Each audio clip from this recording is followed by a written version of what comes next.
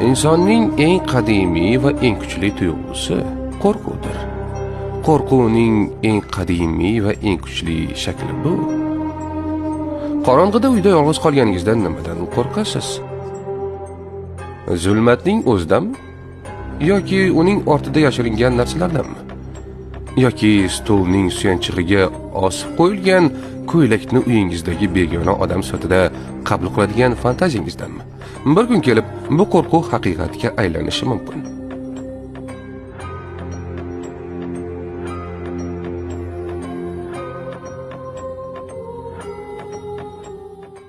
Mana sizga real bir hikoya.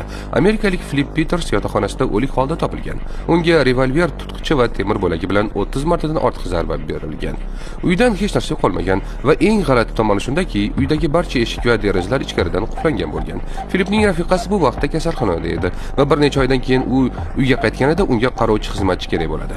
Bu ish bilan shug'ullanganlarning barchasi tezda ishdan ketib qolishadi. Bir xizmatchi eshik oldidan o'tgan rangbar oriq qo'ldan qo'rqib ketadi. Ikkinchisi esa jinga o'xshagan arvohni uchratganini aytib qochib ketadi.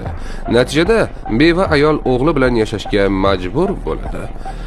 Sizningcha bu hikoyaning oxiri deb o'ylaysizmi? Nega unda boshlash kerak edi? Albatta, oxiri emas. Tergov boshi berk ko'chaga kirib qoladi. Biroq politsiya kuzatuvni davom ettiradi va bir kuni mutlaq bo'm-bo'sh uyning derazasida parda qimirlaydi. Politsiya ichkari kirib, shiftdagi teshikda ingichka oyoq yashiringanini ko'radi. O'sha hammani qo'rqitgan sirli mavjudot qattiq holdan toygan odam 59 yoshli Theodor Konis bo'lib chiqdi. Uning so'zlariga ko'ra, qotillikdan oldin u ovqat izlab uyga yashiringan va u yerda uy egasi Philip Petersga duch kelgan. Peters uni kaltaklay boshlagan va Theodor bunga javoban uni o'ldirgan. Shundan so'ng qotil bir necha oy davomida chardoqda yashirincha yashagan. Muzlatkichdan oziq-ovqatlar olgan va shitirlash va siluetlar bilan xizmatchilarni qo'rqitgan. Bu noyob hodisa tarixga Dender o'rgimchak odami nomi bilan kirgan va u ko'rsatadiki, ba'zida qo'rquv shunchaki bizning tasavvurimizdan iborat emas. Xizmatchilar arvohlardan qo'rqishdi, ammo aslida ular haqiqiy xavfdan qochishdi. Qo'rquv bu bizni turli xil tahdidlardan, shu jumladan chordoqdagi uysiz odamlardan qutqaradigan himoya mexanizmidir. Ammo ba'zida bu mexanizm muvaffaqiyatsizlikka uchraydi va qo'rquv bizni himoya qilmaydi. Aksincha, o'zi hujum qiladi.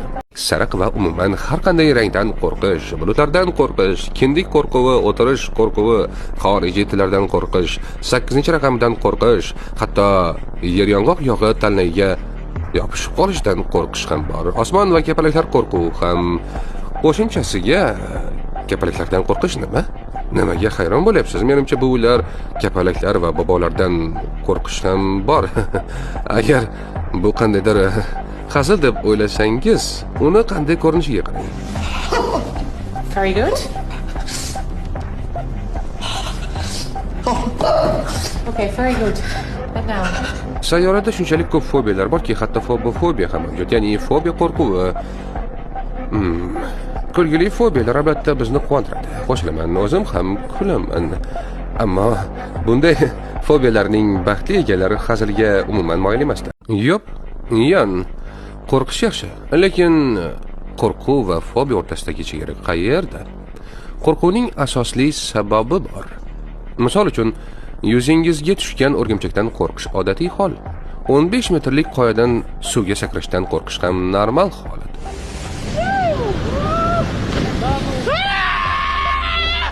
Ammo fobiya vahimali va asossizdir. Bu xavotirli psixologik buzilishdir. Bu tahdid darajasini kosmik darajagacha oshiradi va fobiya egasining yashashiga to'sqinlik qiladi. Bundan tashqari, tahdid odatda nolga teng bo'lishi mumkin, ammo miya bunga imkon beradi. Nega? Nima sababdan? Nima uchun? Fobiya qanday ishlashini tushunish uchun avvalambor odamlarda qo'rquv qanday ishlashini tushunishingiz kerak. Keling, buni tushunib olaylik. Videolarimdan birida men sizga qo'rquv bizning boshimizda aynan qayerda tug'ilishini aytgandim, lekin uni takrorlash qo'rqinchli emas. Shuning uchun bodamsimon miya bir necha soniyalarda tanani urish yoki yugurish rejimiga o'tkazadi. Buyrak usti bezlari adrenalin chiqaradi, yurak tezlashadi, ko'proq yorug'lik olish uchun qorachiqlar kengayadi, tayyor energiya manbai glyukoza qonga chiqariladi. Qonning o'zi esa ichaklardan mushaklarga oqib o'tadi. Mushaklar shu shu jumladan sochni ko'taradigan mushaklar kuchayadi. Shuning uchun sochlar tik turadi. Aytgancha, spektakldan oldin og'zingiz quriganda xuddi shunday reaksiya. So'lak bezlari ovqat hazm qilish tizimining bir qismi bo'lib, miya stress ostida bo'lganida bu qismni tananing eng zarur qismi sifatida biroz sekinlashtiradi. Shuning uchun so'lak endi avtonom ravishda ajratilmaydi. Vazokonstriksiya tufayli qon ketish hatto to'xtatish ham mumkin. Va siz yirtqich filmdagi Kuper kabi iborani aytishingiz mumkin. Ammo urush yoki yugurish reaksiyalarida 3-variant ham borligini hamma ham bilmaydi.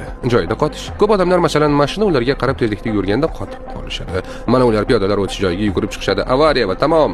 Keyin ular "Ey, nima qilyapsiz?" deb baqirishadi. Ko'pchilik esa otishma vaqtida harakatsiz qotib qolishi mumkin. Bu qandaydir asossiz ko'rinadi. Siz axir yugurishingiz kerak, ammo tabiatda bunday harakat hayotni saqlab qolishi mumkin. Mana laboratoriya tajribasi kichkina sichqoncha uchun soxta tahdid holatini yaratishadi. Go'yo yuqoridan yirtqich qush yaqinlashib kelayotgandek va sichqon juda kech bo'lsa yoki qochib ketadigan joy yo'q bo'lsa joyida muzlab qoladi. Shuningdek, opossum ham o'zini o'likdek ko'rsatadi va bu antilopa ham uni yirtqich ushlab oladi va u hayot bilan xayrlashgan yuribdi. Ammo yirtqich chalg'ishi bilan u darhol muzlash rejimini tark etdi va qochib qoldi. Mana yo'l o'rtasidagi taniqli kiyik. Ahmoqona holatda turibdi. G'ayrioddiy muhitda nima qilishni tushunmaydi va hech narsa qilmaslikni tanlaydi. Odamlar bilan ham shunday. Agar miya qochish yoki urush rejimini asosli deb hisoblamasa, u tanani qo'l tormoziga qo'yadi. Shu jumladan barcha resurslarni tahdidni kuzatish uchun ishga soladi. Misol uchun hujum qurboni muzlashi va harakat qilmasligi mumkin. Gap aynan shu haqida. Qo'rquv faqat kichik bolamsimon miya bezida yashaydi deb hisoblash kuchli soddalashtirish bo'lar edi. Darhaqiqat, qo'rquv miyangiz orqali ikki yo'nalish bo'ylab tarqaladi. Uzoq va qisqa. Misol uchun siz o'rmon bo'ylab yurasiz va ko'z qiri bilan oyoqlaringiz ostida tor, uzun so'letni ko'rasiz. Qo'rquvning qisqa yo'li, keling uni shortkat deb ataylik. Miya yarim korteksga aylanadi. Ko'zlardan signal talamusga, bizning his tuyg'ularimizdan saralovchi miyaga va darhol bodomsimon miyaga boradi. Va reaksiya o'zini kuttirmaydi. Bu yerda bo'lgan kabi mushuklar ma'lumotni qayta ishlashga va bu ilon emas, balki bodring ekanligini tushunishga ulgurmaydi va bodringdan uzoqlashadi. Yo'l qisqa, ya'ni reaksiya tez. Xavfni aniqlashdan boshlab butun tanani harakatga keltirish uchun soniyaning mingdan bir qismi ketadi. Bu vaqt ichida yurak hapqirib, tanadan sovuq ter bosib bo'ladi. Ammo ayni paytda eng qizig'i, biz sodir bo'lgan voqealarning sabablarini ham bilmasligimiz mumkin. Va qo'rqinchli filmlarda qo'rquvning qisqa yo'lidan foydalaniladi. Biroq uzoq yo'l ham bor. Сейчас слышу этот голос.